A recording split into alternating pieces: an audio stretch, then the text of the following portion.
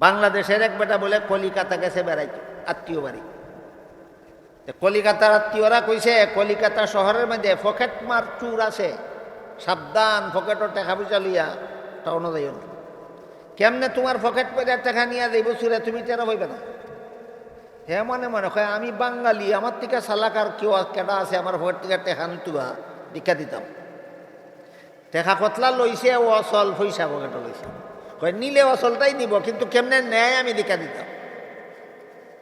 চল টেকা লইছে না অচল, সারাদিন ঘুরাইতে ঘুরাইতে ঘুরাইতে ঘুরাইতে হয়রান হইয়া কয়েক ঘন্টা পরে চা স্টলে বসে চা খাইতো, তার সাথে তার টেবিলও আরেকজন ভদ্রলোক বসে চা খাইতো। কথায় কথায় আলোচনা হইল, তা আমার বাড়ি বাংলাদেশ বেড়াইতে মাইছি, এখানে কেদার লাগে কয় আমার আত্মীয় বাড়িরা কইছে কলিকাতা শহরও বলে এমন পকেট মাইট আছে, এটা কেমনে টেহা লইয়া জায়গা টের পাওয়া যায় না। আমি তো পকেটও টেহা লইয়া সারাদিন ঘুরাইলাম, আমার টেহা তো কোনো চুরে নিতে পারলো না। ভদ্রলোকে কয় তোর পকেটের টেহা নিয়ে গীতা করতে ইটা অকলতা অচল। এখন তুই কেমনে জানলে রে আমার টেকা পকেটের টেহা অচল, তুই কেমনে জানলি? হয় আমি লুবে লুবে 7 বার নিছি আর অচল দিকে 7 বার তোর পকেটও তুইছি। অন বুঝছো নি অচল কারে কয়? ওই 7 বার নিলে আবার 7 বার ফিরায় তয়, এটা না বলে অচল। এমন এক অচল ওয়াজের বিষয় আমার 7 বার ওয়াজ করলে ও 7 বার জুলুম করবো রাস্তাত গিয়া। 7 বার ওয়াজ করলে রাস্তাত গিয়া 7 বার ওই জুলুম করবো। কারো চলার পথ বন্ধ করিয়া চলার পথে ব্যাঘাত সৃষ্টি করা জুলুম, পথিকদের সাথে জুলুম, গাড়ির সাথে জুলুম। আগের গাড়ি এমনভাবে থামে যে কারণে পিছের গাড়ি তারে ওভারটেক করতে পারে না। আগের গাড়ির ড্রাইভার জালিম, পরের গাড়ির ড্রাইভারে জুলুম করলো। এই জুলুমের কারণে আগের গাড়ির ড্রাইভারের এবাদত বন্দেগীর সব কিয়ামতের দিন পিছের গাড়িওয়ালাকে দিয়া দিতে হবে। আর যদি নমাজ রোজাও না করস, এই ড্রাইভারের অগল গুণা লইয়া তুই ডাবল শাস্তির যোগ্য হইয়া জাহান্নামে যেতে হবে।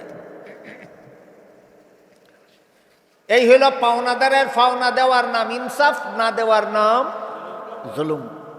তুমি যদি পীর হইয়া থাকো তাহলে মুরিদের পাওনা আছে তোমার কাছে, আর তুমি যদি মুরিদ হইয়া থাকো তাহলে পীরের পাওনা আছে তোমার কাছে। কারণ পীরের কি পাওনা, মুরিদের কি পাওনা, আমি তো ঘন্টার পর ঘন্টার তো কইয়া তো শেষ করতাম না। পীরের কাছে মুরিদের পাওনা হইল পীরে মুরিদরে আল্লাহ চিনাইয়া দিত। আজকের থেকে স্মরণ রাখবেন, পীরের কাছে মুরিদের কি পাওনা, মুরিদরে আল্লাহ চিনাইয়া দিত। আর যদি পীর খাঁটি হয়, কিন্তু পীর যদি খাঁটি না হইয়া পীর যদি বন্ড হয়, তাহলে পীরের কাছে মুরিদের কোনো ভাবনা নাই। মুরিদের কাছে শুধু পীরের ভাবনা আছে। কোন সময় পীর যদি বন্ড হয়, তাহলে পীরের কাছে মুরিদের কোনো ভাবনা নাই। মুরিদের কাছে খালি পীরের ভাবনা আছে। কিতা পীরে মুরিদে খালি দিত আর হে খালি খাইতো। বলেন বন্ড পীরের কি ভাবনা মুরিদের কাছে? মুরিদে খালি দিত আর হে খালি খাইতো। আর পীর যদি খাঁটি হইয়া থাকে, তাহলে মুরিদের কাছে পীরের ভাবনা আগে না, পীরের কাছে মুরিদের ভাবনা আগে। তোমার কাছে মুরিদ হইছি আমি আমারে আল্লাহ চিনাইয়া দেওয়ার জন্য। বলেন ফিরে খাঁটি পীরের কাছে মুরিদের কি ভাবনা আছে? আল্লাহ চিনাইয়া দিত। তুমি যদি স্বামী হও তোমার কাছে স্ত্রীর ভাবনা আছে, তুমি যদি স্ত্রী হও তোমার কাছে স্বামীর ভাবনা আছে। দিলেই ইনসাফ, না দিলেই জুলুম। তুমি যদি শিক্ষক হও তোমার কাছে ছাত্রের ভাবনা আছে, তুমি যদি ছাত্র হও তোমার কাছে শিক্ষকের ভাবনা আছে। দিলেই ইনসাফ, না দিলেই জুলুম। তুমি যদি সমাজের নেতা হও, সমাজের মানুষের পাওনা আছে তোমার কাছে। আর তুমি যদি সমাজের জনসাধারণ হও, তোমার কাছে নেতার পাওনা আছে। তুমি যদি সরকার হও, তোমার কাছে জনগণের পাওনা আছে। তুমি যদি জনগণ হও, তোমার কাছে সরকারের পাওনা আছে। তুমি যদি আলেম হও, তোমার কাছে আওয়ামের পাওনা আছে। তুমি যদি আওয়াম হও, তোমার কাছে আলিমের পাওনা আছে। তুমি যদি ইমাম হও, তোমার কাছে মুসল্লির পাওনা আছে। ইনসাফ কারে কয়? আল্লাহ যে হুকুম দিলেন ইনসাফ করো, ইনসাফ কি? এই প্রশ্নের জবাবে এই আয়াতের ব্যাখ্যায় তফসিরের কিতাবে উল্লেখ আছে, প্রাপকের প্রাপ্য পরিশোধ করার নাম ইনসাফ। বেশি কঠিন বাংলা কইলে হয়তো বলে না বুঝতে পারে, আমি আর সহজ করে কই। পাওনাদারের পাওনা দেওয়ার নাম ইনসাফ। বলেন তো ইনসাফ কিসের নাম? পাওনাদারের পাওনা দেওয়ার নাম ইনসাফ, না দেওয়ার নাম ওই জুলুম। পাওনাদারের পাওনা দেওয়ার নাম ইনসাফ, না দেওয়ার নাম জুলুম। এই হল জুলুমের একেবারে সহজ পরিচয়। আল্লাহ বলেন পাওনাদারের পাওনা দিয়া দাও, এটা তোমাদের ইনসাফ হবে, আর না দিলেই জুলুম হবে। কিন্তু আমরা অনেকেই জানি না যে আমার পাওনাদার কে কে। অনেকে মনে মনে ভাবি যে আমার কাছে আমার কোনো পাওনাদার নাই। কিন্তু আয়াতের ব্যাখ্যায় তফসিরের কিতাবে লেখা আছে দুনিয়াতে এমন কোনো মানুষ নাই যার কোনো পাওনাদার নাই। প্রত্যেকটা মানুষের কাছে অসংখ্য অগণিত পাওনা আছে, অনেকের পাওনাদার অনেক। প্রতি মানুষের অনেক পাওনাদার। এক হাদিসে রাসূল করিম সাল্লাল্লাহু আলাইহি ওয়াসাল্লাম বলেন, লি জাসাদিকা আলাইকা হাক্কুন ওয়া লি আইনাইকা আলাইকা হাক্কুন। এর অর্থ হইল তোমার শরীরেরও পাওনা আছে তোমার কাছে, আমার কাছে আমার শরীরের পাওনা আছে। না দিলে আমি জুলুম করলাম আমার শরীরের উপর। বুঝুননি কথা? রাসূল বলেন তোমার শরীরের পাওনা আছে তোমার কাছে, না দিলে তুমি তোমার নিজের শরীরের উপর জুলুম করছো। তোমার চোখের পাওনা আছে তোমার কাছে, চোখের পাওনা যে দেয় না সে চোখের উপর, নিজের চোখের উপর জুলুম করলো। হাদিসের ব্যাখ্যায় উল্লেখ আছে শরীরের পাওনা কি। আমার কাছে আমার শরীরের পাওনা আছে। পাওনাটা কি? সেটা হইল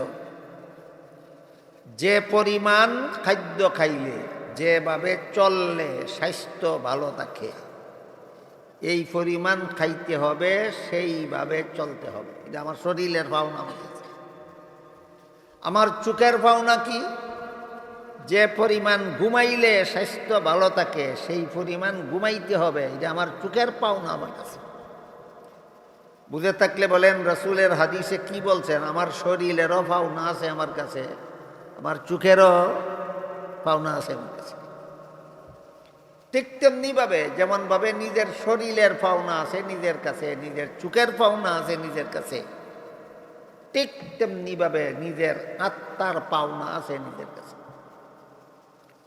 আমার আত্মার পাওনা আছে আমার কাছে, আমার জানের পাওনা আছে আমার কাছে। কি পাওনা? গুনাহ না করা আমার জানের পাওনা। গুনাহ করলেই জানের উপর জুলুম হবে, গুনাহ করলেই জাহান্নামের শাস্তি ভোগ করতে হবে। আমি হাতের দ্বারা গুনাহ করলাম, পায়ের দ্বারা গুনাহ করলাম, মুখের দ্বারা গুনাহ করলাম, কানের দ্বারা গুনাহ করলাম, চোখের দ্বারা গুনাহ করলাম, শাস্তি হইব জানের উপরে। কাজেই হাত, প্রত্যেকটা মানুষের আত্মা তার শরীরের অঙ্গ প্রত্যঙ্গরে সর্বদা সাবধান করে, সাবধান, গুনাহ করিস না, আমার উপরে জুলুম হইব, আমার শাস্তি আমার ভোগ করতে হবে জাহান্নামে। তুই হাতের দ্বারা গুনাহ করবে, আমি জানের শাস্তি ভোগ করতে হবে জাহান্নামে গিয়া। তুই মুখের দ্বারা গুনাহ করবে, আমি জাহান্নামে গিয়া শাস্তি ভোগ করতে হবে। তুই কানের দ্বারা গুনাহ করবে, আমার জাহান্নামে গিয়া শাস্তি ভোগ করতে হবে। তুই চোখের দ্বারা গুনাহ করবে, আমি জাহান্নামে গিয়া শাস্তি ভোগ করতে হবে। কাজেই আমি কোনো গুনাহ করব না, এটা আমার কাছে আমার প্রাণের পাওনা। কার পাওনা? প্রাণের পাওনা। প্রাণের পাওনা হইল আমি কোনো গুনাহ যেন না করি। গুনাহ করলে কি হইব? আমার প্রাণের শাস্তি হবে জাহান্নামে। গেল আমার শরীরের পাওনা আছে আমার কাছে, আমার চোখের পাওনা আছে আমার কাছে, আমার প্রাণের পাওনা আছে আমার কাছে। আয়াতের ব্যাখ্যায় তাফসীরের কিতাবে লেখা আছে, তুমি যদি কোনো সন্তানের পিতা মাতা হইয়া থাকো, তাহলে তোমার সন্তানের পাওনা আছে তোমার কাছে, না দিলেই জুলুম হইব। প্রত্যেকটা মা বাবার কাছে তার সন্তানের পাওনা আছে, দিলে হবে ইনসাফ, না দিলেই হবে জুলুম। বলেন তো, সন্তানের পাওনা না দিলে কার পক্ষ থেকে কার উপর জুলুম? মা বাবার পক্ষ থেকে সন্তানের উপর।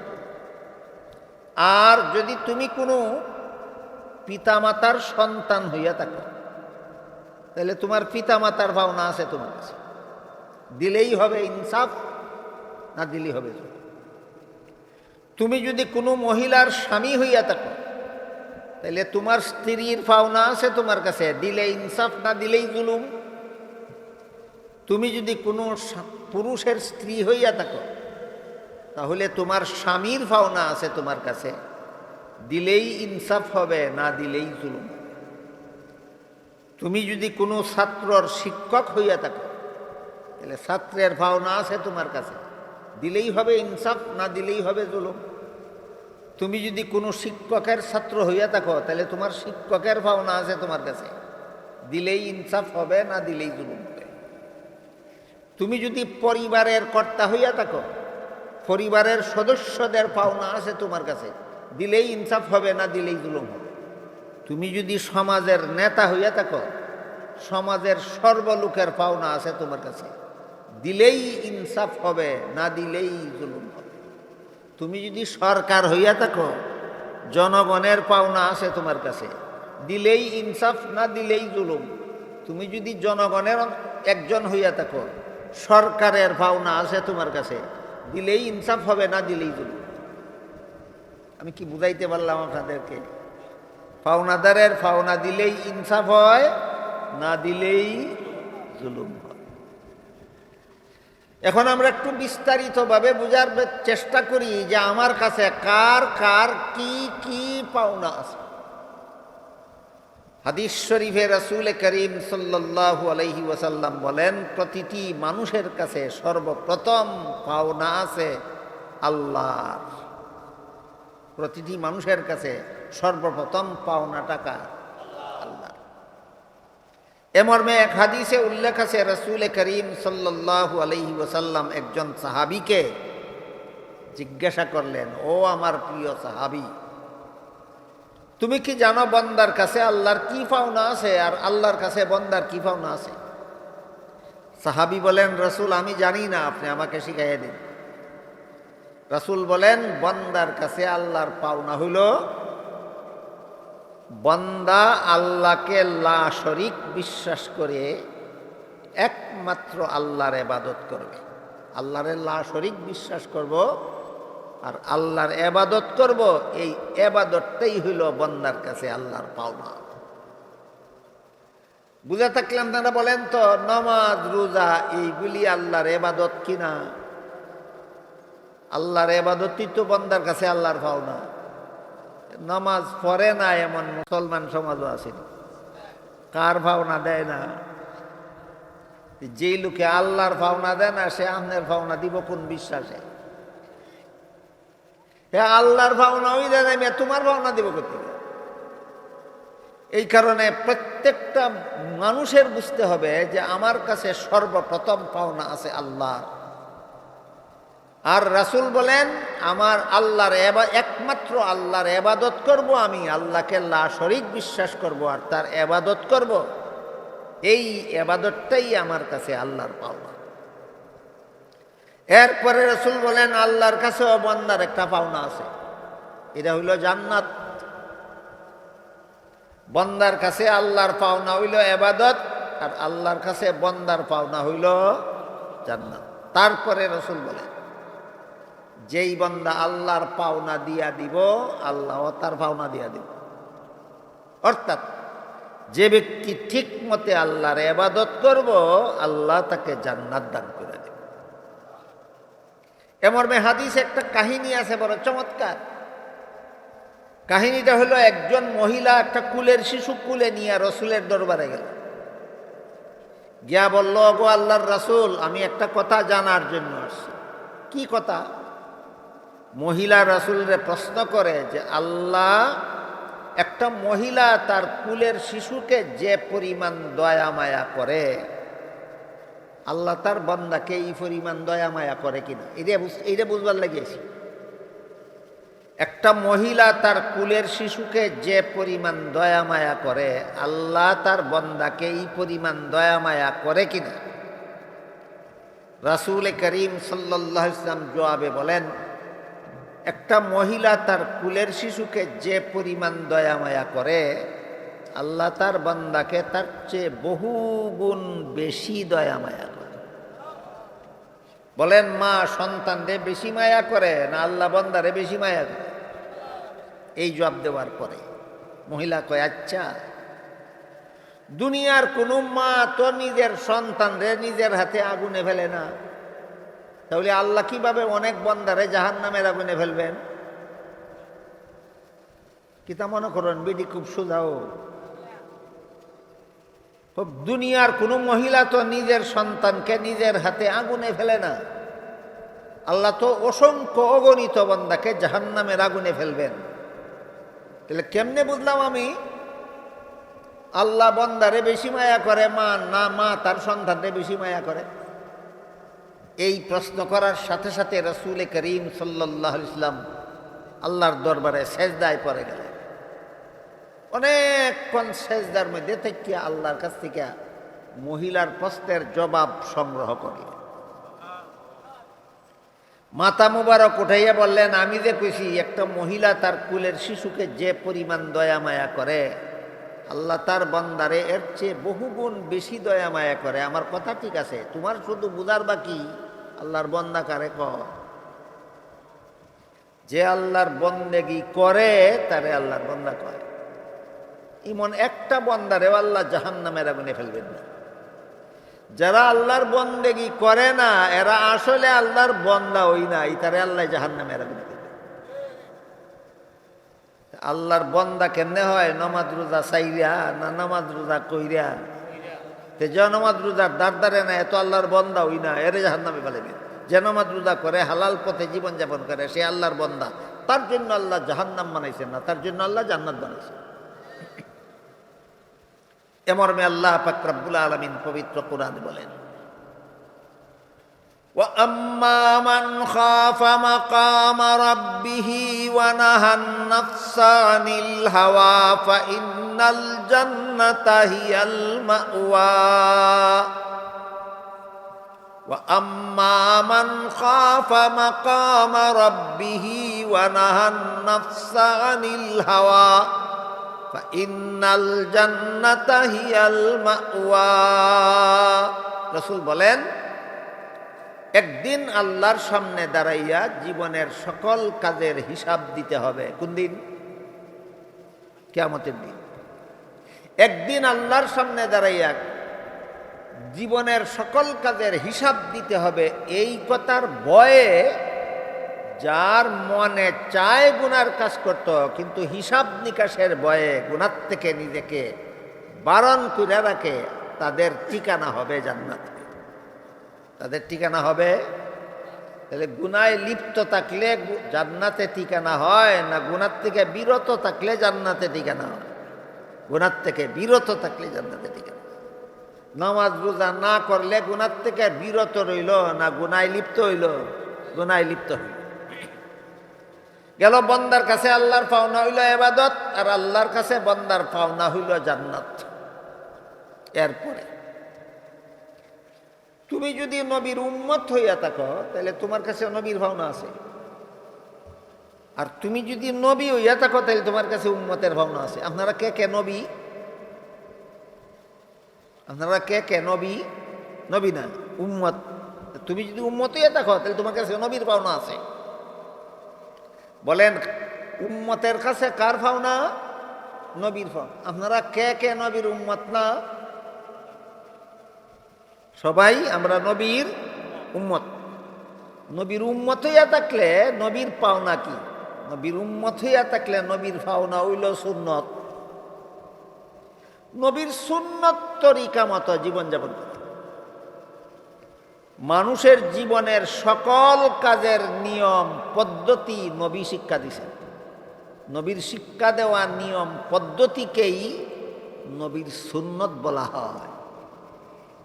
নবীর শিক্ষা দেওয়া নিয়ম পদ্ধতিরে কি কয়? নবীর সুন্নত বলা হয়।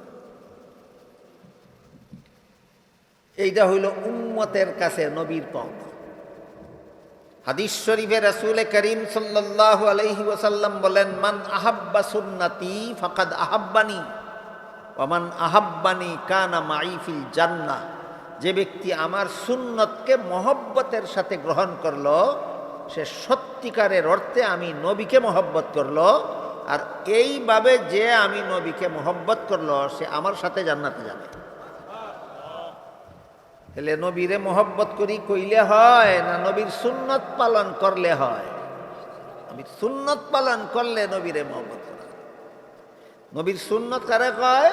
জীবনের সকল কাজে নবীর শিক্ষা দেওয়া নিয়ম পদ্ধতি, জীবনের সকল কাজে নবীর শিক্ষা দেওয়া নিয়ম পদ্ধতি। যেমন মানুষের জীবনের সকল কাজ প্রথমত দুই প্রকার। এক প্রকার কাজ হইল সংসারের কাজ, আর এক প্রকার কাজ হইল ধর্মের কাজ। এই দুই প্রকার ছাড়া মানুষের জীবনে আর কোনো কাজ নেই। মানুষের জীবনে কিছু কাজ আছে সংসারের, আর কিছু কাজ আছে ধর্মের। নামাজ, রোজা, হজ, যাকাত, দুয়া, দুরুদ, তসবিহ, তাহলিল, জিকির, আজকার, ইবাদত, বন্দেগী, এগুলি হইল ধর্মের কাজ। আর খাওয়া দাওয়া, পেশাব পায়খানা, গুমানি, গৃহস্থী, ব্যবসা, চাকরি, এইগুলি হইল সংসারের কাজ। বলেন তো মানুষের জীবনের সকল কাজ কত প্রকার? ধর্মের কাজ আর সংসারের কাজ। ধর্মের কাজেও নবীর শিক্ষা দেওয়া পদ্ধতি আছে, ওইটার নাম নবীর সুন্নত। সংসারের কাজেও নবীর শিক্ষা দেওয়া পদ্ধতি আছে, এটার নামও সুন্নত। নবীর শিক্ষা দেওয়া পদ্ধতিকেই নবীর সুন্নত বলা হয়। সংসারের কাজে নবীর শিক্ষা দেওয়া পদ্ধতির উদাহরণ হাদিস শরীফে রাসূল করিম সাল্লাল্লাহু আলাইহি ওয়াসাল্লাম বলেন, ইযা আতাইতুমুল গাইতা ফালা তাস্তাকবিলুল কিবলাতা ওয়ালা তাস্তাদবিরুহা। আমার উম্মত মুসলমানেরা, তোমরা যখন পেশাব পায়খানা করতে যাও, দেখ ধর্মের কাজ না সংসারের কাজ? পেশাব পায়খানা সংসারের কাজ। রাসূল বলেন, আমার উম্মত তোমরা যখন পেশাব পায়খানা করতে যাও, কিবলা সামনে নিয়া অথবা কিবলারে পিছন দিয়া পেশাব পায়খানা করো না। কিবলা ডাইনে রেখা অথবা কিবলারে বাইরে রেখে পেশাব পায়খানা। এখন যদি বাংলাদেশের কেউ পশ্চিম দিকে পিছন দিয়া অথবা পশ্চিম দিকে সম্মুখ দিয়া যদি পেশাব পায়খানা করে, হে সংসারের কাজ নবীর সুন্নত মতে করে না মন গড়া মতে করে? হে যদি কয় আমি নবীর মহব্বতে জানতে লাগব, মহব্বত কোন গুড়ার ডিমের নাম রে? যদি নবী বলেন আমার সুন্নত মানুষ, যদি তে আমারে মহব্বত করলে, আর সুন্নত যদি মানুষ না তে তোর অন্তর আমার মহব্বত না। সংসারের কাজে নবীর তরিকা আসেনি? তরিকা মানে শিক্ষা দেওয়া পদ্ধতি, এটাকে নবীর সুন্নত বলা হয়। ঠিক তেমনি ভাবে খাওয়া দাওয়া করা সংসারের কাজ। হাদিস শরীফে রাসূল করিম সাল্লাল্লাহু আলাইহি ওয়াসাল্লাম বলেন, কেউ যদি বাম হাতে খাওয়া দাওয়া করে তাহলে তার সাথে শয়তানে খায়। আপনারা নবী কি মিথ্যা বলেন? কেউ যদি সামান্য সন্দেহ করে, এই কথাটা মনে হয় নবী মিথ্যা বলতে পারেন, ঈমান থাকবে না। কাজে ঈমান থাকবে না। নবী মিথ্যা বলেন এমন সন্দেহ করলেও ঈমান থাকবে না। নবী সত্য বলেছেন যা বলেছেন। নবী বলেন, কেউ যদি বাম হাতে খানা পিনা করে তার সাথে শয়তানে খানা পিনা করে। তাহলে আমার খাওয়া দাওয়ার বেলায় নবীর তরিকা আসেনি? আছে। কোনাতে? ডাইন হাতে। বাম হাতে খাইলে নবীর তরিকা মতে খাইল না মন গড়া মতে খাইল? বাম হাতে চা খায় আর কয় আমি নবীরে মহব্বত করি। মহব্বত চিনি কোন গুড়ার দিবেন না? বাম হাতে চা খাওয়ার নাম নবীর মহব্বত? নবীর তরিকার খেলাফ বেটা, তুই সংসারের কাজ করস আর নবীরে মহব্বত করস। সরল মুসলমানদের দুঃখা দিবার আর কোনো স্লোগান ফাস্তা খুঁজা। এই জন্য রাসূল বলেন, মান আহাব্বা সুন্নতি ফাকাদ আহাব্বানি ওয়া মান আহাব্বানি কানা মাই ফিল জান্নাহ। আমার সুন্নতকে যারা মহব্বতের সাথে গ্রহণ করলো, তারা আমি রাসূলকে সত্যিকার অর্থে মহব্বত করলো, এরা আমার সাথে জান্নাতে যাবে। এর বিপরীতে অন্য হাদিসে রাসূল বলেন, মান রাগিবা আন সুন্নতি ফালাইসা মিন্নি। কেউ যদি আমার সুন্নতকে ভালোবাসে না, সে আমার উম্মত না, সে জান্নাতে যাবে না। নবীর সুন্নতরে যে ভালোবাসে সে নবীরে ভালোবাসে, নবীর সাথে জান্নাতে যাবে। নবীর সুন্নতরে যে ভালোবাসে না, সে নবীরে ভালোবাসে না, জান্নাতে যাবে না। সুতরাং আমি যদি নবীর উম্মত হইয়া থাকি, তাহলে আমার কাছে নবীর পাওনা হইল সুন্নত। আমি নবীর সুন্নত মতো জীবনযাপন করব, নবীর তরিকা মতো সংসারের কাজ করব, নবীর তরিকা মতে ধর্মের কাজ করব। এখানে একটা গুরুত্বপূর্ণ কথা আছে, যেটা আপনাদের সকলের জানা থাকা দরকার, মহামূল্যবান কথা। সেটা হলো, কেউ যদি সংসারের কাজ নবীর তরিকা মতে করে, নবীর সুন্নত মতে করে, তাইলে তার সংসারের কাজেও এবাদতের সওয়াব হয়। সংসারের কাজে কি হয়? এবাদতের সওয়াব। এর উদাহরণ বলেন তো আপনারা, এতক্ষণ আমার কথা যারা শুনেছেন, বুঝেছেন, বলেন তো সারা রাতের ঘুম যে ধর্মের কাজ না সংসারের কাজ? সংসারের কাজ। কিন্তু রাতের ঘুমের বেলায় নবীর তরিকা আছে, নবীর শিক্ষা দেওয়া পদ্ধতি আছে। নবী বলেন, সাবধান, এশার নামাজ না ফিরা ঘুমাইও না। এশার নামাজ না ফিরা ঘুমাইও না। তাহলে এশার নামাজ পড়ার আগে আমি ঘুমাইব না, এটা আমার ঘুমের বেলায় নবীর তরিকা। আসেনি আমাদের সমাজে এমন মুসলমান যারা জীবনও কোনোদিন এশার নামাজ ফিরা ঘুমায় না? এ নবীরে কি পরিমাণ মহব্বত করে! এ নবীর তরিকা মতে ঘুমায় না মন গড়া মতে ঘুমায়?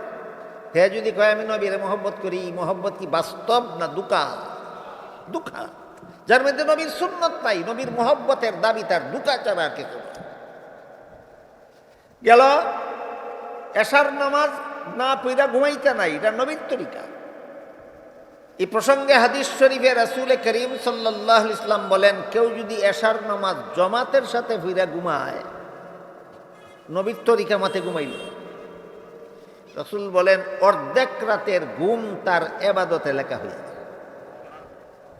আবার ফজরের সময় ঘুম থেকে জাগার পরে ফজরের নামাজটাও যদি জামাতের সাথে পড়ে, বাকি অর্ধেক রাতের ঘুমও তার ইবাদতে লেখা হয়ে যায়।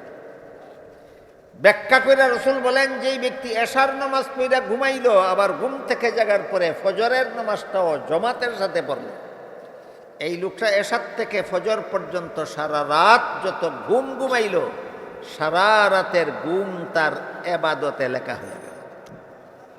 দেখেন, রাতের ঘুম সংসারের কাজ ছিল, নবীর তরিকা মতো ঘুমাইছে, নবীর তরিকা মতো জাগছে, এই জন্য সারা রাতের ঘুম তার ইবাদত হয়ে গেছে। এখান থেকে আমরা কি শিখলাম? সংসারের কাজও নবীর তরিকা মতে করলে ইবাদতের সওয়াব হয়। সংসারের কাজও নবীর তরিকা মতে করলে ইবাদতের সওয়াব হয়। নবীর তরিকার নামই নবীর সুন্নত, এটাই উম্মতের কাছে নবীর পাওনা। এবার বলেন তো, নবীর তরিকা মতো খায় না, নবীর তরিকা মতো ঘুমায় না, নবীর তরিকা মতো পেশাব পায়খানা করে না, নবীর তরিকা মতো সংসার চালায় না, নবীর তরিকা মতো ব্যবসা করে না, নবীর তরিকা মতো চাকরি করে না, এমন মুসলমান আসেনি সমাজ? এরা কার ভাওনা দেয় না? নবীর ভাওনা দেয় না। নবীর সাথে অবিচার। কার সাথে অবিচার? নবীর সাথে জুলুম। এই জুলুমের পরিণতি কি? যারা নবীর সাথে জুলুম করে, বুঝলেন কি আজকে নবীর সাথে জুলুম করে কারা? নবীর সুন্নত তরিকা মতো জীবনযাপন করে না যারা। নবীর সাথে জুলুম করে কারা? নবীর সুন্নত মতে জীবনযাপন করে না যারা, এরা নবীর সাথে অবিচার করে, নবীর উপর জুলুম করে। এই জুলুমের শাস্তি কি? এই জুলুমের শাস্তির বিবরণ দিয়া হযরত রাসূল করিম সাল্লাল্লাহু আলাইহি ওয়াসাল্লাম এক দীর্ঘ হাদিসে বলেন। হাদিসটা ফয়রা তরজমা করলে সময় লম্বা হবে, আমি হাদিসের সারমর্মটা আপনাদের শোনাই। হাদিস শরীফে রাসূল করিম সাল্লাল্লাহু আলাইহি ওয়াসাল্লাম বলেন, কাল হাসরের মাঠে মাটির নিচের থেকে জীবিত হয়ে যে হাসরের মাঠে যে মানুষগুলি দাঁড়াবে, শরীরের ধুলাবালু ঝাড়তে ঝাড়তে দাঁড়াবে, এমন কঠিন পানির পিপাসা নিয়ে দাঁড়াবে, মনে হবে সাগরের সব পানি পান করলেও পিপাসা নিবারণ হবে না, এরকম কঠিন পিপাসা নিয়ে হাসরের মাঠে দাঁড়াবে। কিন্তু রাসূল বলেন, আমার উম্মত যেন হাসরের মাঠে পিপাসু অবস্থায় দাঁড়াইয়া থাকতে না হয়, এই জন্য আল্লাহ আমাকে একটা কাউসার দান করেছেন, হাউজে কাউসার, একটা কুয়া দান করেছেন, একটা ঝরনা দান করেছেন, এটার নাম হইল হাউজে কাউসার। রাসূল বলেন, হাউজে কাউসারের পানির রং দুধের চেয়ে বেশি সাদা, হাউজে কাউসারের পানির স্বাদ মধুর চেয়ে বেশি মিষ্ট, হাউজে কাউসারের পানির সুগন্ধ মেশকে আম্বরের চেয়ে বেশি সুগন্ধ। হাউজে কাউসারের পানি হাসরের মাঠের এই কঠিন পিপাসা নিবারণ উপযোগী ঠান্ডা। যেই ব্যক্তি এক বিন্দু হাউজে কাউসারের পানি পান করবে অনন্তকাল পর্যন্ত আর কোনোদিন তার পানির পিপাসা হবে না। এমত অবস্থায় হাসরের মাঠে সকলের আগে আমি যাব হাউজে কাউসারের পাশে, তারপরে আমার উম্মতেরা দলে দলে হাউজে কাউসারের পাশে যাইতে থাকবে। আর আমার উম্মতকে হাউজে কাউসারের পানি পান করাবার জন্য আল্লাহ যে পরিমাণ পিয়ালা মোতায়েন করে রাখছেন সেগুলি আকাশের তারকার সমান। আসমানে যতলা তারা আছে হাউজে কাউসারে অতলা পিয়ালা আছে। দলে দলে উম্মতেরা যাইব আর আমি এই পিয়ালাগুলি দিয়ে আমার উম্মতের পানি পান করাইতে থাকি। কিন্তু শেষের দিকে, হাদিসের শেষের দিকে রাসূল বলেন, লা ইয়ারিদান্না আলাইয়া আকওয়ামুন আরিফুহুম ওয়া ইয়ারিফুনানি সুম্মা ইউহালু বাইনি ওয়া বাইনাহুম। সেই হাউজে কাউসারের পাশে আমার কাছে আমার উম্মতের বিভিন্ন দল এমনও যাবে যারা আমাকে চিনবে, আমি মুহাম্মদুর রাসূলুল্লাহ সাল্লাল্লাহু আলাইহি ওয়াসাল্লাম, আর আমিও এদেরকে চিনব। এরা আমার উম্মতের বিভিন্ন দল। হাউজে কাউসারের পানি পান করাবার আগেই আল্লাহর পক্ষ থেকে তাদের মধ্যে আর আমার মধ্যে আড়াল সৃষ্টি করে দেওয়া, যে কারণে আমি আর এদেরকে হাউজে কাউসারের পানি পান করাতে পারবো না। আড়াল সৃষ্টি করার কারণে আমি আল্লাহর কাছে ফরিয়াদ করবো, আল্লাহ হাউজে কাউসার আমারে দিছো আমার উম্মতরে পান করানির লাগি, এরাও তো আমার উম্মতের দল, আড়াল করে দিলা কেন? আল্লাহর পক্ষ থেকে জবাব আসবে, এরা আপনার উম্মতের দল, আপনার সুন্নত পরিপন্থী উম্মতের দল। সুন্নতপন্থী উম্মত না সুন্নত বিরোধী উম্মত? হাউজে কাউসারের পানি পাওয়া যাবে না। নবীর সুন্নত মতো জীবনযাপন করে না যারা, নবীর সাথে জুলুম করে তারা, শাস্তি হাউজে কাউসারের পানি পাবে না তারা। সব জুলুমের এক শাস্তি না, এক এক জুলুমের এক এক শাস্তি। বলেন তো, নবীর সাথে যারা জুলুম করে এরা কি শাস্তি? নবীর সাথে জুলুম করে কারা? নবীর সুন্নত মতে চলে না যারা। এটা ভালো রকম স্মরণ রাখেন। নবীর সাথে জুলুম করে কারা? সুন্নত মতে চলে না যারা। শাস্তি হাউজে কাউসারের পানি পাবে না তারা। আল্লাহর সাথে জুলুম করে কারা? ইবাদত বন্দেগি করে না যারা। শাস্তি জান্নাত পাবে না তারা। আমি কি বুঝাইতে পারলাম? কোন জুলুমের কি শাস্তি, কোন জুলুমের কি শাস্তি? আল্লাহর ইবাদত করো না, আল্লাহর সাথে জুলুম করছো, শাস্তি জান্নাত পাবে না। নবীর সুন্নত মতো জীবনযাপন করো না, নবীর সাথে অবিচার করছো, জুলুম করছো, শাস্তি নবীর হাউজে কাউসারের পানি পাবে না। আয়াতের ব্যাখ্যায় মুফাসসিরিনে কেরাম লিখেছেন, তুমি যদি নবীর উম্মত হইয়া থাকো তাইলে নবীর পাওনা আছে তোমার কাছে। তুমি যদি পিতামাতা হইয়া থাকো তাহলে সন্তানের পাওনা আছে তোমার কাছে। পিতামাতার কাছে সন্তানের যত পাওনা আছে আমি তো সারা রাতেও বলে শেষ করতে পারবো না। এক দুইটা উদাহরণ দেই। পিতামাতার কাছে সন্তানের যত পাওনা আছে এর মধ্যে একটা পাওনা হইল সন্তান জন্ম হওয়ার ৭ম দিনে, ৭ দিনের দিনও সুন্দর একটা নাম রাখতো। মা বাপের কাছে সন্তানের পাওনা অনেক পাওনা আছে, এর মধ্যে একটা পাওনা বুঝে থাকলে বলেন, মা বাবার কাছে সন্তানের একটা পাওনা কি? সুন্দর একটা নাম রাখতো। কত বছর বয়সে? ৭ দিনের দিন। সুন্দর নাম বলতে এমন একটা শব্দ যেটা শুনলেই বোঝা যায় এটা মুসলমানের বাচ্চা। এমন শব্দ দিয়া নাম রাখো যে শব্দটা শুনলেই বোঝা যায় মুসলমানের বাচ্চা। যেমন বেবি, যেমন বেবি। বেবি ইংরেজি শব্দ, এটার অর্থ হইল শিশু। এটার অর্থ কি? শিশু। খালি মুসলমানের ঘর শিশু হয় না কাফিরের ঘর হয়? যে তোমার বাচ্চার নাম যে শিশু রাখছো, নাম শুনলে এটা মুসলমান বুঝতো না কাফির বুঝতো? এটা সুন্দর নাম রাখছো না, সন্তানের ভাওনা দিছো না তুমি ৭ দিনের দিন। এসব মা বাপে সন্তানের ভাওনা দিল না কবে? ৭ দিনের দিন। শাস্তিটা কি শুনেন? সন্তানের সাথে জুলুম করলো, সপ্তম দিনের সন্তানের সাথে মা বাপে জুলুম করলো, এমন শব্দ দিয়ে নাম রাখছে যে শব্দ শুনলে বোঝা যায় না এটা মুসলমানের বাচ্চা। এইরকম জুলুম যারা নিজের সন্তানের সাথে করে এদের শাস্তিটা শুনেন। হযরত উমর ফারুক রাদিয়াল্লাহু তাআলা আনহুর কাছে এক ব্যক্তি গিয়া তার ছেলের বিরুদ্ধে বিচার দিল। কইল, হুজুর আমার ছেলে আমার অবাধ্য, আমার কথা মানে না, বিচার করে দিন। উমর জিজ্ঞাসা করলেন, তোমার ছেলের নাম কি রাখছিলে? কত বছর বয়সে নাম রাখে? 7 দিনের দিন। তোমার ছেলের 7 দিনের দিন তোমার ছেলের নাম কি রাখছিলা তুমি? নাম রাখছিলাম জুল। আমরা রাখি জুএল, বেটা রাখছি জুউল।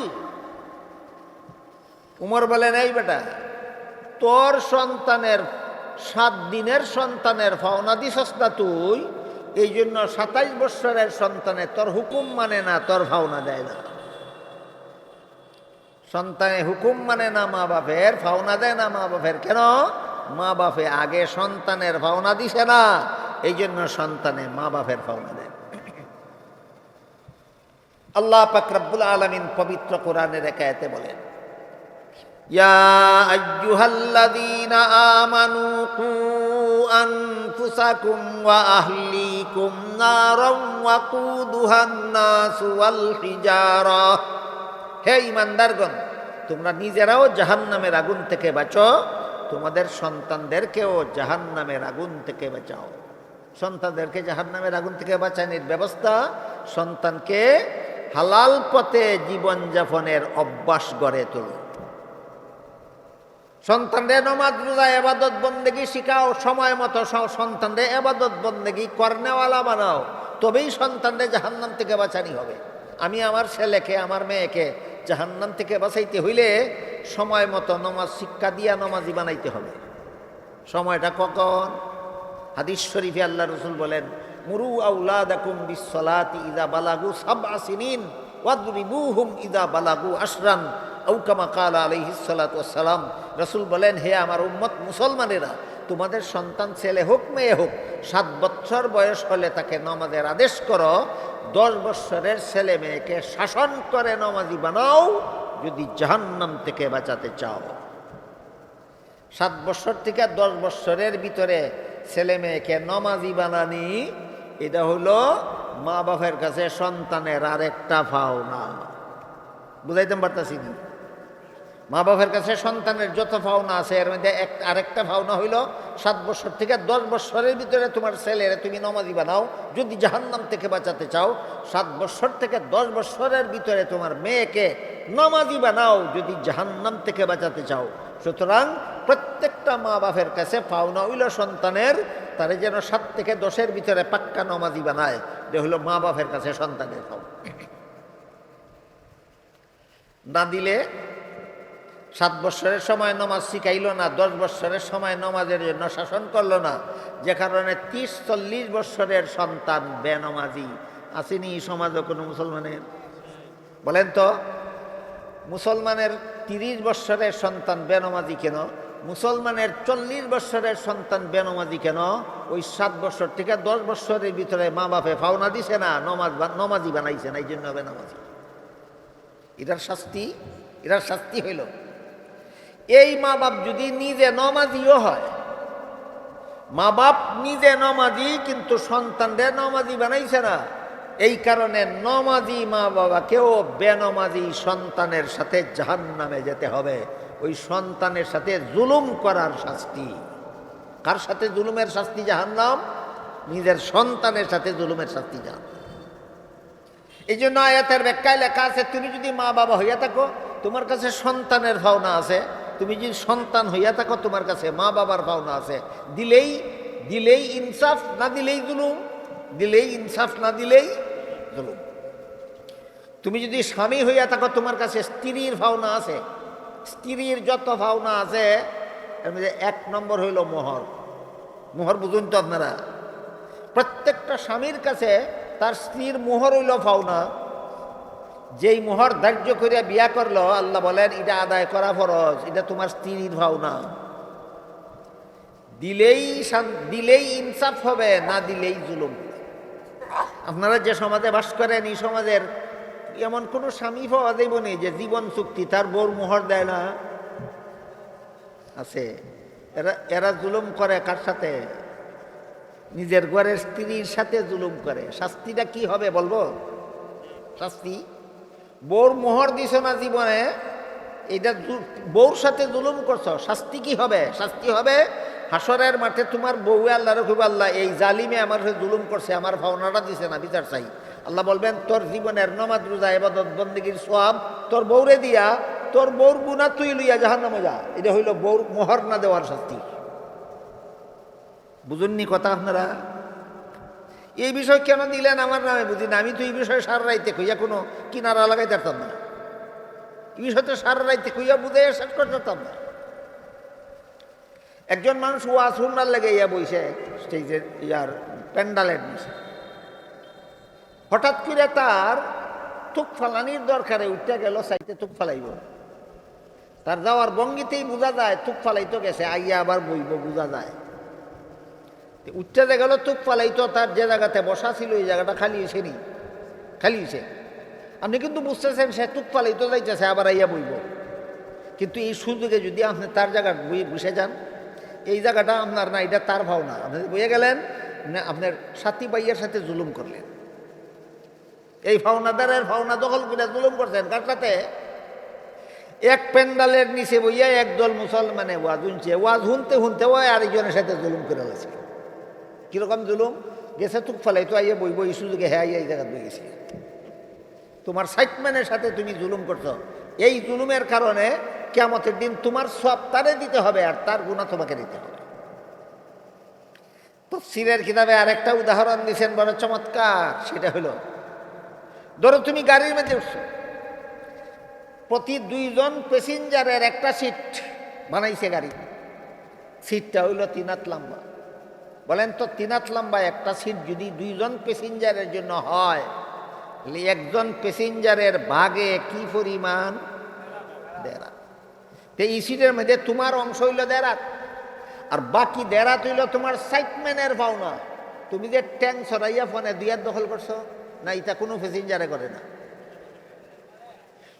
তোমার জায়গায় এখানে 1.5 হাত, আর বাকি 1.5 হাত তোমার সাইটম্যানের। তুমি যে ফোনে 2 হাত ঠ্যাং সরাইছ, তোমার সাইটম্যানের পাওনা জুড়ে দখল করছো। তুমি জালেম, তোমার কাছে ইনসাফ নাই। এই জুলুমের কারণে কিয়ামতের দিন এই সাইটম্যানের গুনাহ লইয়া তুমি ডাবল শাস্তির যোগ্য হইয়া জাহান্নামে যেতে হবে। এই বিষয় কেন দিলেন আপনারা আমাকে? এইসব ওয়াজ তো এই সমাজে চলে না। এইসব ওয়াজ এই সমাজে অচল চলে না। এরপরে রাস্তা দিয়ে চলার সময় প্রত্যেকের ভাবনা আছে। রাস্তা দিয়ে চলার সময় যার যার ভাবনা আছে। পায়ে হাঁটে যারা চলে তাদের জন্য চলার একটা সীমারেখা আছে। যারা গাড়ি লইয়া চলে তারা চলার একটা সীমা আছে। যারা এই দিক থেকে যায়, যে গাড়ি, এই গাড়ির একটা সীমানা আছে। যারা ওই দিক থেকে আসে তারা আরেকটা সীমানা আছে। এখন একটা গাড়ি যদি থামে, এমনভাবে সাইড কইরা থামবো যেন তার ওভারটেক কইরা ফিসের গাড়ি আগে দিতে পারে। এটা তার ফিসের গাড়ির ভাবনা। আমার গাড়িটা রাস্তায় দাঁড় করাইলাম কোনো কাজে, ফিসের গাড়ির পথ বন্ধ কইরা দাঁড় করাইতাম না ফিসের গাড়ির পথ রাখিয়া? এটা আমার ফিসের গাড়ির ভাবনা। আপনারা দেশে যত ড্রাইভারে গাড়ি চালায়, কটা ড্রাইভারে ফিসের গাড়ির ভাবনা দিয়া গাড়ি থামায় না ফিসের গাড়ির পথ বন্ধ করিয়া গাড়ি থামায়? ওই ফিসের গাড়ির সাথে ফাওনা দিল না, জুলুম করলো। বলেন আগের গাড়ির ড্রাইভারে জুলুম করছে কোন গাড়ির সাথে?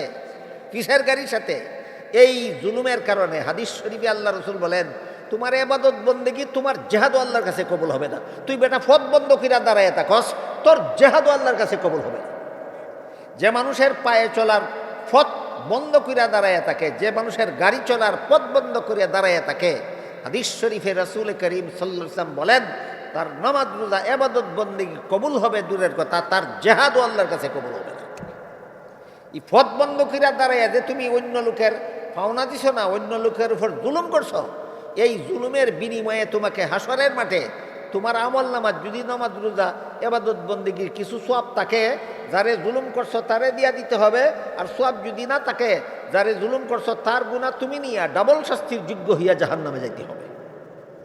এই বিষয়ে আমাকে কেন দিলেন? এই সমস্ত ওয়াজ কি ঈদ মানার কোনো মানুষে হুনে না মানে, হুনেও না মানেও না। এই বিষয়ে আমি ওয়াজ করে লাভ কি? এটা হইলো কচু পাতার মধ্যে পানি ডালার মতো। আমার এই ওয়াজের পরে কি কোনো ড্রাইভার মানুষের রাস্তা বন্ধ করে গাড়ি দাঁড়াইবে না? আজকের ওয়াজের পরে কোনো ড্রাইভার আরেক গাড়ির পথ বন্ধ করে দাঁড়াইতো না? তাহলে ওয়াজ আমার কোন কামে লাগলো? এটা তো বেকার ওয়াজ, এই ওয়াজ কোনো কামে লাগে না। এমন একটা বিষয় আমারে দিলেন যে এই বিষয়ের ওয়াজ এই সমাজে চলে না। অচলের একটা কিচ্ছা কইতে গুম সার বনে। বাংলাদেশের এক বেটা বলে কলিকাতা গেছে বেড়াইতে আত্মীয় বাড়ি। কলিকাতার আত্মীয়রা কইছে কলিকাতা শহরের মধ্যে পকেট মার চুর আছে, সাবধান, পকেটও টাকা পয়সা লইয়া টাউনও যাইও না। কেমনে তোমার পকেট পয়সার টাকা নিয়ে যাইব চুরে, তুমি টেরা হইবে না। হ্যাঁ মনে মনে হয় আমি বাঙালি, আমার থেকে সালাকার কেউ কেটা আছে আমার পকেট থেকে টেকা নিতুবা দীক্ষা দিতাম। টেকা কতলা লইছে ও অচল পয়সা পকেটও লইছে, কয় নিলে অচলটাই নিব, কিন্তু কেমনে নেয় আমি দীক্ষা দিতাম। চল টেকা লইছে না অচল? সারাদিন ঘুরাইতে ঘুরাইতে ঘুরাইতে ঘুরাইতে হয়রান হইয়া কয়েক ঘন্টা পরে চাষটল বসে চা খাইতো। তার সাথে তার টেবিলও আরেকজন ভদ্রলোক বসে চা খাইতো। কথায় কথায় আলোচনা হইল। তা আমার বাড়ি বাংলাদেশ বেড়াইতে মাইছি, এখানে কেদার লাগে কয় আমার আত্মীয় বাড়িরা কইছে কলিকাতা শহরও বলে এমন পকেট মাইর আছে, এটা কেমনে টেহা লইয়া জায়গা টের পাওয়া যায় না। আমি তো পকেটও টেহা লইয়া সারাদিন ঘুরাইলাম, আমার টেহা তো কোনো চুরে নিতে পারলো না। ভদ্রলোকে কয় তোর পকেটের টেহা নিয়ে গীতা করতে ইটাও কলতা অচল। এখন তুই কেমনে জানলে রে আমার টেকা পকেটের টেহা অচল, তুই কেমনে জানলি? হয় আমি লুবে লুবে 7 বার নিছি আর অচল দিকে 7 বার তোর পকেটও তুইছি। অন বুঝছো নি অচল কারে কয়? ওই 7 বার নিলে আবার 7 বার ফিরায় তয়, এটা না বলে অচল। এমন এক অচল ওয়াজের বিষয় মারে দিয়েছেন। 7 বার ওয়াজ করলে ও 7 বার জুলুম করবো রাস্তাত গিয়া। 7 বার ওয়াজ করলে রাস্তাত গিয়া 7 বার ওই জুলুম করবো। কারো চলার পথ বন্ধ করিয়া চলার পথে ব্যাঘাত সৃষ্টি করা জুলুম, পথিকদের সাথে জুলুম, গাড়ির সাথে জুলুম। আগের গাড়ি এমনভাবে থামে যে কারণে পিছের গাড়ি তারে ওভারটেক করতে পারে না। আগের গাড়ির ড্রাইভার জালিম, পরের গাড়ির ড্রাইভারে জুলুম করলো। এই জুলুমের কারণে আগের গাড়ির ড্রাইভারের এবাদত বন্দেগীর সব কিয়ামতের দিন পিছের গাড়িওয়ালাকে দিয়া দিতে হবে। আর যদি নমাজ রোজাও না করস, এই ড্রাইভারের অগল গুণা লইয়া তুই ডাবল শাস্তির যোগ্য হইয়া জাহান্নামে যেতে হবে। এই হইল পাওনাদারের পাওনা দেওয়ার নাম ইনসাফ, না দেওয়ার নাম জুলুম। তুমি যদি পীর হইয়া থাকো তাহলে মুরিদের পাওনা আছে তোমার কাছে, আর তুমি যদি মুরিদ হইয়া থাকো তাহলে পীরের পাওনা আছে তোমার কাছে। কারণ পীরের কি পাওনা, মুরিদের কি পাওনা, আমি তো ঘন্টার পর ঘন্টার তো কইয়া তো শেষ করতাম না। পীরের কাছে মুরিদের পাওনা হইল পীরে মুরিদরে আল্লাহ চিনাইয়া দিত। আজকের থেকে স্মরণ রাখবেন, পীরের কাছে মুরিদের কি পাওনা? মুরিদরে আল্লাহ চিনাইয়া দিত। আর যদি পীর খাঁটি হয়, কিন্তু পীর যদি খাঁটি না হইয়া পীর যদি বন্ড হয়, তাহলে পীরের কাছে মুরিদের কোনো ভাবনা নাই। মুরিদের কাছে শুধু পীরের ভাবনা আছে। কোন সময়? পীর যদি বন্ড হয়, তাহলে পীরের কাছে মুরিদের কোনো ভাবনা নাই। মুরিদের কাছে খালি পীরের ভাবনা আছে। কিতা পীরে মুরিদে খালি দিত আর হে খালি খাইতো। বলেন বন্ড পীরের কি ভাবনা মুরিদের কাছে? মুরিদে খালি দিত আর হে খালি খাইতো। আর পীর যদি খাঁটি হইয়া থাকে, তাহলে মুরিদের কাছে পীরের ভাবনা আগে না, পীরের কাছে মুরিদের ভাবনা আগে। তোমার কাছে মুরিদ হইছি আমি আমারে আল্লাহ চিনাইয়া দেওয়ার জন্য। বলেন ফিরে খাঁটি পীরের কাছে মুরিদের কি ভাবনা আছে? আল্লাহ চিনাইয়া দিত। তুমি যদি স্বামী হও তোমার কাছে স্ত্রীর ভাবনা আছে, তুমি যদি স্ত্রী হও তোমার কাছে স্বামীর ভাবনা আছে। দিলেই ইনসাফ, না দিলেই জুলুম। তুমি যদি শিক্ষক হও তোমার কাছে ছাত্রের ভাবনা আছে, তুমি যদি ছাত্র হও তোমার কাছে শিক্ষকের ভাবনা আছে। দিলেই ইনসাফ, না দিলেই জুলুম। তুমি যদি সমাজের নেতা হও, সমাজের মানুষের পাওনা আছে তোমার কাছে। আর তুমি যদি সমাজের জনসাধারণ হও, তোমার কাছে নেতার পাওনা আছে। তুমি যদি সরকার হও, তোমার কাছে জনগণের পাওনা আছে। তুমি যদি জনগণ হও, তোমার কাছে সরকারের পাওনা আছে। তুমি যদি আলেম হও, তোমার কাছে আওয়ামের ভাওনা আছে। তুমি যদি আওয়াম হও তোমার কাছে আলিমের ভাওনা আছে। তুমি যদি ইমাম হও তোমার কাছে মুসল্লির ভাওনা আছে। তুমি যদি মুসল্লি হও তোমার কাছে ইমামের ভাওনা আছে।